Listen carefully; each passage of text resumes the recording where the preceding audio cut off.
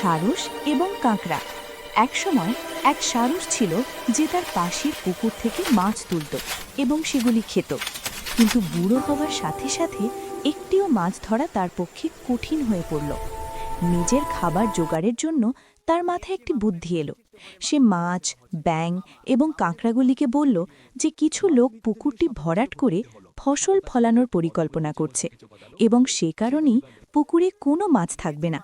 সে তাদের এটাও বলল যে সে এই শুনে কতটা দুঃখিত হয়েছে এবং সে তাদের সবাইকে মিস করবে।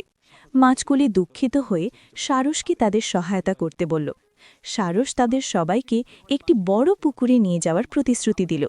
তবে সে তাদের বলল, আমার বয়স হওয়ার কারণে আমি একসাথে তোমাদের কয়েকজনকে নিতে পারি। সারসটি মাছগুলিকে একটি পাহাড়ে নিয়ে যেত, তাদের মেরে ফেলত এবং খেয়ে ফেলত। যতবারই সে ক্ষুধার্ত হতো সে তাদের থেকে কয়েকজনকে পাহাড়ের কাছে নিয়ে গিয়ে খেয়ে নিত।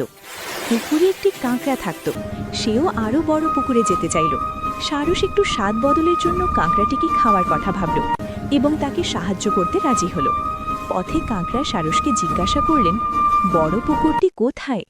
সারস হেসে পাহাড়টির দিকে ইশারা করল, যা মাছের হাড়ে ভরা ছিল। কাঁকড়া বুঝতে পারল যে সারসটি তাকে মেরে ফেলবে এবং তাই তাড়াতাড়ি নিজেকে বাঁচানোর একটা ফন্দি আঁটল। সে সারসের ঘাড়টি চেপে ধরল এবং সারস মারা না যাওয়া পর্যন্ত তা আর ছাড়ল না। গল্পের শিক্ষা: সর্বদা উপস্থিত বুদ্ধি রাখুন।